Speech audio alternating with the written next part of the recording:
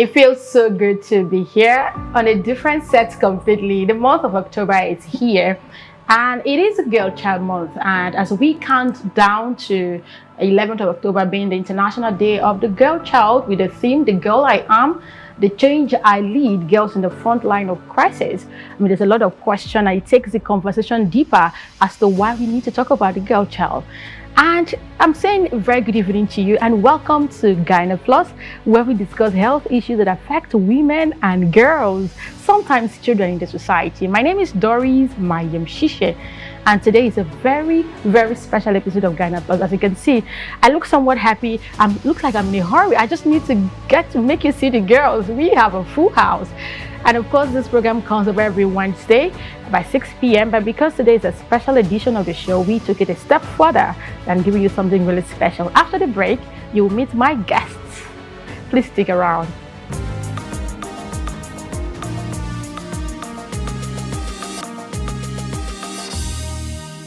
Welcome back. If you just joined us, this is Gyna Plus right on Afia television, and my name is Doris Mayemshishe. This program comes up every Wednesday where we discuss health issues, sometimes social issues, different issues that affect women and girls, and that is where we get to talk about men, but I mean, this is a program for women. So today we are gathered here to commemorate the International Day of the Girl Child, which is coming up on the 11th of October. And we decided that, okay, rather than just talking about girls without having girls, we went a step further, talking about we, Dr. Brenda and I. You know Dr. Brenda, don't you? Okay, so in that light, we have Dr. Brenda seated here looking all pretty. Looking all girly. Girly, pretty and girly, I guess. You, and the hairdo. That speaks a lot. It looks like you just had to, oh wait, I didn't give you a memo. Girl. Oh yeah, for life. Dr. Brenda, how are you? I'm good, Doris. Happy day of the happy month, because I mean October is just the beginning. It's an exciting month. Yes, because there's a lot. The girl in me too. Dr. Brenda is a family and lifestyle medicine physician, as you know. Good to have you again. Thank you, Doris. And yes, I promise that it's a full house. I'm sure they've already seen a glimpse of what we have. Beautiful looking girl. Ta-da! How are you? Well, fine, yes, you guys look amazing. Look girly, look pretty. And I feel really excited to have you on this show today. So 11th October is just by the corner, and I'm going to say happy day of the girl child to you. Thank you. Thank you. And I mean, we have beautiful girls, so it's only normal that you meet them before we delve into what we even have for you today. I'll begin with you, Pleroma Tony-Ojukwu. Good to have you on Gyna Plus. And of course, she is in SS1. Welcome. We've had Chioma before. Chioma was here last year. Yes. And one thing that stands out for you is your hair. I did forget, it's not like the whole jacket thing. I remember I commented on this earlier on, and whoever came with a blazer, there's a touch of black, there's a white. So for you, I think you and I have this thing that we'll talk about it later on. But good to have you. Yeah, Chioma Nduagubam. She's also in SS1. Yes. How do you feel coming back today again? Well, I feel happy. We also have Chimamanda Nduagubam. How are you, Chimamanda? I'm fine, thank you. It's my first time seeing you, and you look so pretty. Thank you. You are in primary 4, and you sound so bold. I mean, it's a good thing. That's what I talk about being girl. That's what it means to be a girl child. Yes. I'm not saying you are not. I mean, she's in primary 4, so I mean, she gets all of that. Also, on set this evening is Sochikaima Iloh. She is in SS2. How are you? I'm good, Kaima? You look adorable. Welcome. So it's Day of the Girl Child. I mean, October is a month for girls. For me, myself, Dr. Brenda, and every other girl around the world, and you as well. One question that comes to mind is, oh, we're talking about girls. Why are girls special, by the way? But this time I'm not talking about why girls are special. I'm talking about you. What is that one thing that excites you most about being a girl? We talk about girls. What is that thing that makes you want to adjust your color and say, oh yeah, there's a girl in the room? I'll begin with you, Pleroma. Well, thank you. Like domestication, it really excites me as being a girl child, having that feeling of importance at home. Like if you're not here and they can't really cope without you at home because you're the girl, you have to organize the home, do those things, tell your brothers what to do, how to do it, and that form of importance and like pride at home that you're the girl of the house, you're the woman of the house makes me happy. That's yeah, do you know, I can relate, dog. I'm actually the first daughter, so I know this part. I'm more like the second mommy of the house. When we all used to live together back in the days when I'm done cooking, I'm like, nobody touches the pot. I do the dishing and all of that. They're not going to like extra meat, that kind of thing. So yeah, the importance is there up until date, so I can relate. So yeah, Chioma, what is that one thing that excites you most about being you as a girl? Well, the one thing that excites me most about being a girl is because girls are intelligent. They are change makers. They are leaders. They make differences, and that's one of the things that make me excited. A lot. I can agree totally. Hi, Chimamanda. Let's hear from you. One of the things that excites me about being a girl is that we can make decisions by ourselves. We can be whatever we want to be. We can shine bright in the class. We can shine bright anywhere, and anywhere we go, we're always I don't know how to put it, whether smart. Yeah, that's the word. So Smart. you put it right. Yeah, I think that's the word. Smart. Okay, Sochikaima, let's hear from you. Okay, I feel like there's a lot to choose from, but one of the things that excites me most is like the ability to express myself through what I wear. Like if I'm feeling sad or down, I can wear black or grey because I feel like happy and excited. Like wear brighter colors like yellow or red. Then another thing that excites me is the ability to be flexible and try out new styles. Like today I can decide, oh, I want to wear baggy clothes. That's why I'll be like, oh, I'm not really feeling baggy today. I now put on a dress. Yeah, so that really... And guys can have all of that love. Exactly. So imagine a boy wearing a dress because he wants to feel fly.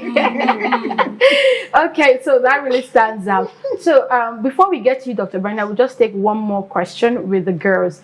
Not a question. This is supposed to be like a lounge. We're chatting, yeah. So, but have there ever been times where this is random, whoever has something to say will just speak and then comment on it, where you experience a certain kind of challenge because you're just a girl that is unique and peculiar to you? Okay.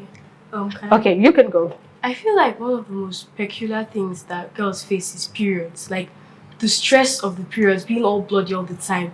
The period cramps that come with it. Period cramps is a pain that I don't wish on my worst enemies. And then there's also the potential embarrassment that comes with it. Like imagine you're about to give a very important speech and you just turn around and everyone starts whispering. You're like, oh, did I say something wrong? You didn't know, but the period now stained you, and it's so that's like really a challenge that girls face. Anyone else has something to say on that? No. Okay, so you remember when we did the documentary in May, I think, where we had to do the rural community, where we talked to girls about, child. We did a period thing generally, and period friendly, very friendly word. And the girl, one of the girls, mentioned it. There was this sober tone she used that whenever she attends a mid school, unfortunately, so it's worse for them, and they have a white uniform that is so you can imagine being stained with your white. So she said boys in that class get to laugh at them. So that days they get to miss school because they can't go. It might really be a challenge if nothing is done about it. And that brings me to you, Dr. Brenda, issue around self-image and identity. For girls who probably are not smart enough or have not come to the realization that, oh, this makes me unique and this can help me stand out. That there's lack of confidence, they've not properly identified who they are, who they represent, or what they represent as girls. How does this affect them health-wise and even socially? Okay, I think so basically it's like how does identity affect how you try? Yeah. So now identity is who you are. So what makes you unique? So the fact that we're here, as we can just identify us as being females, right? That's an identity. Now, for the fact we're females, we also have our individual identity based on our names, off of our names, right? So the fact that you are unique and uniquely made, that is your identity. And now identity can either be individual, as a group, or as a community, right? And it helps to shape your self-worth or self-value. Because if you already know that, okay, when she made a comment like, she already feels productive, or will I say the word useful, because she's a girl child. So she feels, oh, there's an importance I have in the household. So she already has that self-belief in herself, like say I'm of value. So if I'm not in this house, people are losing out on something. They are. So I think that's the attitude, every female child should kind of like, see, I'm all that, I'm much more. And now, ability to thrive is, the word thrive means for you to flourish. So if you know who you are, it helps you to make decisions that help you to flourish in the best way possible, right? So now, even let's look at this thing because she mentioned something relating to period. So if you know, yes, you are a female and you've reached the age where you're experiencing menstrual flow, that means you come to school prepared with your menstrual hygiene kits to know that, okay, this is the time I'm expecting my period, so you come prepared. And that thing also that you do subconsciously is that when you know you're your period, before you stand up to go anywhere, you tell your friend, please check in case there's anything, do you understand? In case there's any mishap, you can easily maybe take a sweater with you. So that's also you knowing the fact that you're a female and getting prepared to thrive in that uniqueness of you being a female. And also being a female, when you know your identity, you also need to make sure you, like I said, make decisions. So in terms of what you eat, the kind of companies you keep, because all affects your overall health. Do you get? So your identity, knowing who you are on time, helps you to make decisions that ensures that you flourish to the best of your ability. And that only comes, sometimes that comes to the conversations we are open to, the awareness and the information we have either at school or maybe programs like this. You know, I'll quickly chip in something before we take a break about the period thing. We've all had one or two experiences. So imagine you being in a school where there's no period-friendly facility and you can't even change automatically. But that aside, something happened a few days ago at the gym. So we had, I had this gym girl of mine. We were together using one equipment. And somehow when she stood up, we noticed that there was a stain on the seat. And then she screamed, stain! Like not aloud, but we were together. What do? I had to more like take guard onto you. I had to stand on that place. Like covered it for a while till she went around, looked for something, and then there was this guy who wanted to use it, but he was trying to understand what was happening on that spot. Say, hang on, we'll use it soon. So somehow she had something, we wiped it out, and she had to leave. So, but you could imagine if it was a guy, I'm sure she would have felt in a certain way, even though she is a grown up. All right, I mean, these things happen, and it doesn't change the fact that we are unique. This is what makes us unique, because boys can't experience this, if you ask me. We'll take a break now. Once we come back, we'll talk about these issues more and why it's important to listen to this beautiful girl. Stick around, Gyna Plus returns in a moment.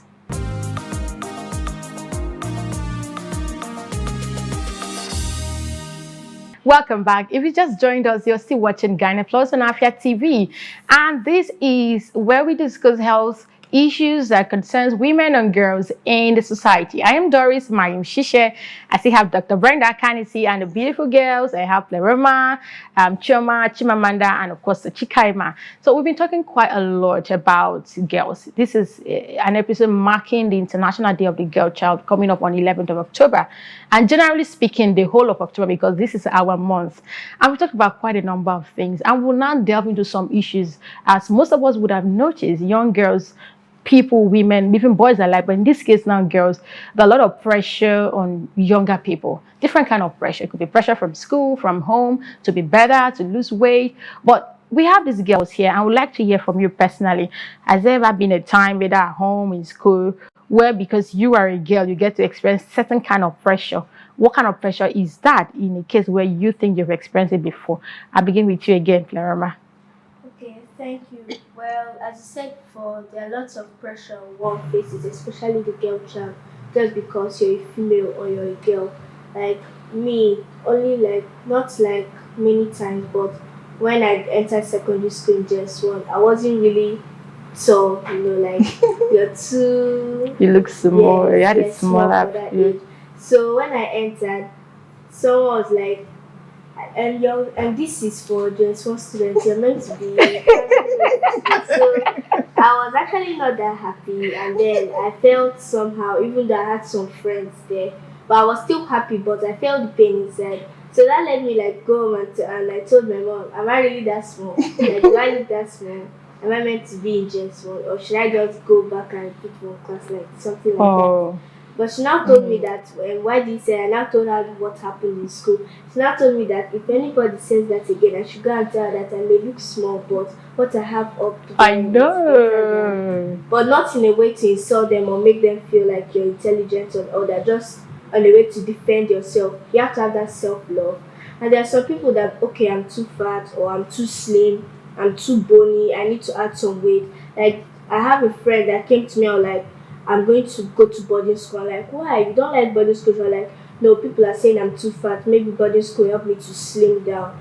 Then I tried to tell her that, why do you want to listen to what they tell you? But she said that no, it's her choice, that she wants to do it. And she's in boarding school now. I've not seen her for some time. But I think we'll soon talk, like maybe later. And about some pressure, you can have pressure like on social media. You can see people doing this thing. Hey, I have this, I have that, I have that, and that will make some girls to be like, why am I not like this person? Why don't I have this? Why am I developing too fast, or why is my development too slow? And then you can have a clique in your class and be like, oh, you're developing too fast, or why are you developing too slow? Don't you know you're in this class? Don't you know why are you not on social media? Why don't you like doing all these things? Why in Gen Z, all of that Oh, stuff? these things come up. Yes, they come up actually, And and that constitutes pressure. It is. I mean, doing some challenge. yeah, the whole TikTok thing. Okay. Chaba, any comment on this? Well, she said almost everything I wanted to say. Okay. But like another pressure is like when you want to fit in school, like maybe all the popular people, and you feel like if you become popular now, you can be seen and can be heard. So you try all you can so you can become popular. You can even go extra mile so you can fit in with them, and it may be stressful and can and put a lot of pressure on you. So and most times it doesn't end well for the girls. And yes, so that's it. Okay. Chimamanda, you're in primary 4. Yeah, so And then you were the second to last baby of the house. Maybe this is not peculiar to you. Have you really felt any kind of challenge or pressure from anything at home, in school, even in church? Has there ever been a time where you felt pressured? some Or you people see your friend feeling that way? some people say that I have a big head. So I asked my father whether I have a big head. He told me no. That if anybody tells me that again, I should tell them that what is inside my head cannot compare to what is inside I their know, head. right? But your head, very perfect head. It's so beautiful, matches the body, and it aligns. All right, Kaima, let's hear from you. It's almost the same thing what she said actually, except I didn't grow. I'm still short now. Like, yes, I'm the shortest person in my class, and sometimes it's hard because people will just come to me and be like, "Oh, if I actually look forward, I can't see you anymore. You're too low. I have to bend down." Or does your neck hurt? You keep on raising your head up to look at my face, and I'm like, "No, it doesn't hurt. Thank you." So but when I was younger, it really hurts. But now I've grown into my body, like I'm more confident. So yeah, that's a pressure. Then also one of my friends, like I can't relate to this, but she's like on the skinnier, slimmer side. So people just come to her and be like, oh, why don't you eat? Why are you starving yourself? But it's literally not her fault. She basically eats more than me. So yes, that's That's just pressure. our nature. So you see that these things happen in different forms, different shapes. If you hear from more girls, you get to hear more experiences. So for me, I think I can't really relate as much. Back in we had the millennials. Yeah, it's okay. I just said I can relate. But you can't. I can relate. I remember even asked you when we were talking about the girl child, and I said something. And for me, I've always been on the big side compared to my classmates. I've always been taller than my classmates. I've always been a bit on the chubby side. And another thing that, when I say constantly stands out, is like I'm the darkest among all my sisters. And even up till now in my adulthood, some people still like, why are you so dark? Yes. So I got that a lot, growing up. So imagine if I wasn't sure of who I was. I would be so sensitive to, oh my God, I'm too dark skinned, I'm not light enough. I'll probably start doing things to probably change my skin tone or skin color so that I can fit in and blend in. And I remember also somebody in my class told me, do you know if you lose weight you'll be finer? This was in secondary school. Yeah, he told one day in class, the boy just looked at me and said, do you know if you lose weight you'll be finer? So what I tried to say was, no, I'm not fine. People try to box you. They're trying to put you into a box. And I'm so glad that you're hearing this life, challenges. But you can see it's not affecting them. These girls are still shining bright in school. It's not affecting their performance or anything. So another thing also is also to understand where the child is coming from. The child who is saying all those nasty things. Because if you're comfortable in your own skin and you're confident of who you are, you don't need to throw negative words around. So another thing, when we celebrate days like this, is for us to also tell, now she goes to an all-girls school, so you won't even say it's a thing of the opposite sex. It's not. So imagine your own gender trying to belittle you. So when we have such programs, also for us to teach the young ones, you must learn to ensure that your sister's crown is well fit on her head. If somebody tries to shift it, go and adjust it. So you train jabs at her, insult at her, does not help in any way. It doesn't make you a better person in any form, shape, or manner. So you just don't throw your insecurities on others, somebody on else. others. But then again, celebrate the positive. And even if you feel, okay, this person is too chubby and all that, look for something good. I'm sure the girl probably has a beautiful eyes, or her hair is very long. So celebrate something in her. Now, maybe for those who are maybe obese and you're conscious of the weight, but there's also a healthy way to say it so that the person knows, I'm concerned about your health, but I'm not trying to be not to body shame. Yes, or body shame. Okay, so before we go on a break, of course, the last bit before this is not going to end just yet. I know you're enjoying it. I am too. But Doc, let's look at the health implication. Yes. Now, she talked about the fact that some get to skip meals. Yeah. Some get to eat too much. Sometimes the pressure thing affects them in different forms. What are the health risks associated to this? Because I know parents might be listening, and there's some children who don't bother telling their parents anymore because they feel like they can't change the situation. Because I mean, the bullies are in school. Why tell mommy who can't even come to school to fight? Mommy tells you all the powerful words when you go, oh yeah, speak for yourself, defend yourself. But when you go, you already have too much pressure and you just, give in. But how does this affect them health-wise, generally speaking? Skipping meals. Yeah, skipping meals, the whole pressure, social pressure, just pressure. Okay, let me start with skipping meal. In terms of skipping meal, another thing, when I say parents should watch out for this. If your child takes food from home, you are the parents who dish out the food, so know the quantity of food your child comes back with, right? Now, if your child goes to school with a full flask and comes back like he just maybe didn't eat much, you have to question what happened, right? So that means the child is now probably becoming more self-conscious, like I don't want to add weight, all of that. Now, some children may be smart enough They give it out. and give it out. They give it out. You get? So another thing is also for you to strike up conversation and say, how do your day go to her? What do your friends say about the food? Do you get? See, if I ask you a question, what do your friends say about the food I gave you today? And you're like, oh, mommy, my friend said it was tasty. How do your friend know it was tasty? Your friend did not eat the food. So so you have to find smart ways to bring out the conversation out from the child. Then also, develop a good rapport with your child's form teacher, because this teacher is actually in school to observe, to be like, oh, this child eats or doesn't eat during break. So you can watch out for those signs to see, is your child skipping meal? And now the health implication of that is that at the end of the day, the basic cell in you needs both the macro and micro nutrients to flourish, right? So if you're not feeding yourself the necessary nutrients, how do you want to grow properly?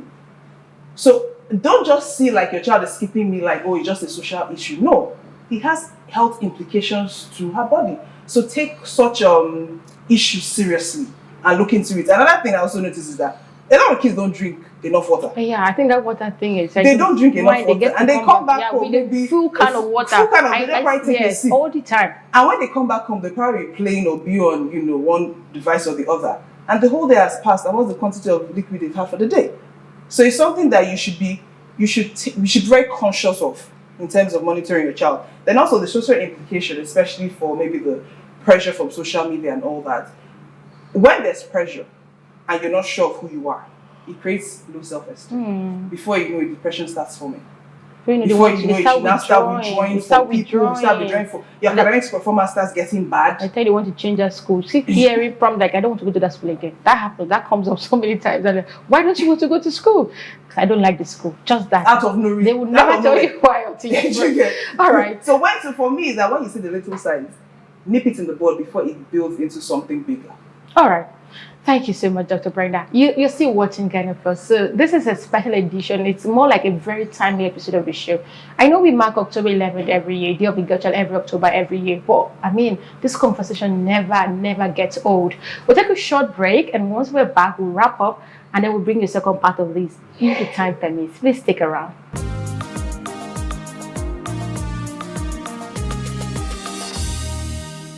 Welcome back. You're still watching Gyna Plus right on Afia TV, and we're still discussing issues around the girl child.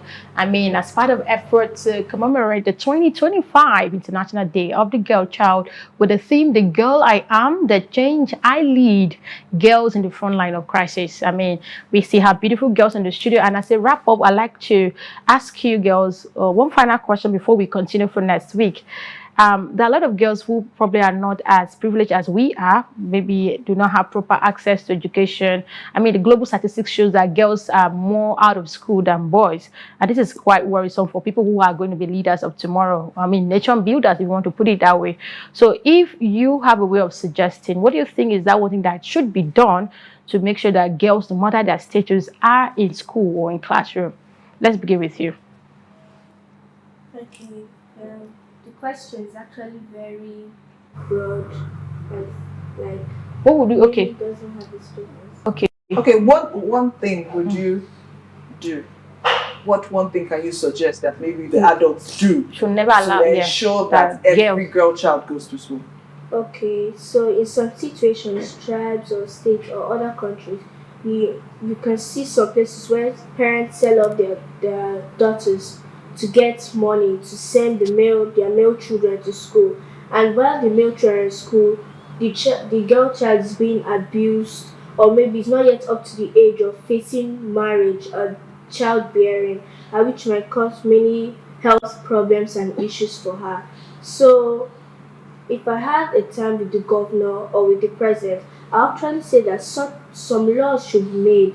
Like a girl cannot be married, should not be married till this social age. Like you find the suitable age for childbearing. Across all religions. Yes, because the constitution, they say it's supremacy of law. So if you follow that law up with, like, let's say penalties that follow up for those that violate the law, it will actually make parents start seeing that we don't only have value in the male children, that the female Yeah. have like potential in them to be our leaders of tomorrow. And I'll also say that sometimes there should be like a form of scholarships for the girl child, like scholarships in a way that you can promote Access to their education. Yes, All right, thank you. Just to quickly react to that, we already have laws like that. There's a Child Right Act that covers children. There are other laws there's VAP Act, Violence Against Persons Prohibition Act. There are a lot of laws that that are peculiar to different states. So yeah, this is something that, because we go to, for instance, another part of the country, that might not really hold as much, because I mean they have laws that already permits that. But generally speaking, there are laws that protect girls and children generally, and also some scholarship. But thank you for that point, really. Thank you. So very briefly, what would you rather suggest for girls who probably can't make it to school? Are there ways that you think that the society, the community can come help to enable them not stay out of school? Well, they can raise awareness to and make it known to the government that girls are not in school.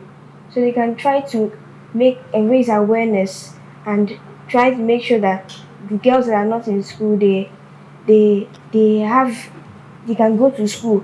But most times the boys that go to school, they go to school and the parents make sure that the girls don't go to school and stay at home, which makes the girls to just be at home doing nothing.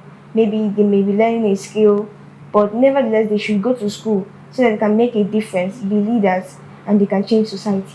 Okay. Do you have something to say, Chimamanda? Yes. Okay, let's hear it. Most people say that girls don't go to school, that they should rather be in the house cooking, cleaning the place.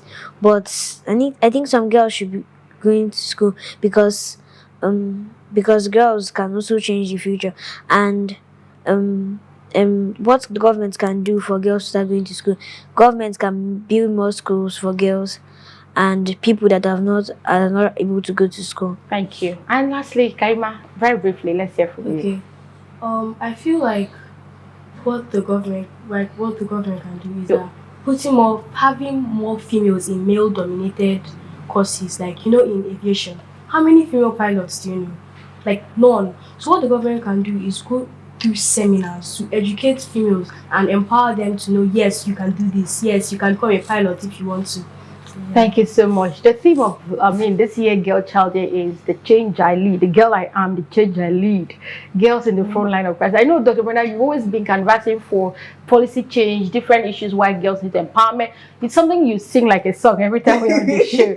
So one last word on this. I mean, there are gaps, obviously. Yes. But how do we move past these gaps, generally speaking? Just briefly. I just think there should be an intentionality, especially when it comes to people making the decision. Most of the time, you see the key committees, most of the time is male dominated, so they cannot understand our challenges. So I think from even the room where the decisions are being made, it should be occupied by females who can relate more. So that when they're putting some rules or policy in place, they are making it because they understand the struggle they went when they were children. Do you get? So I think the first thing is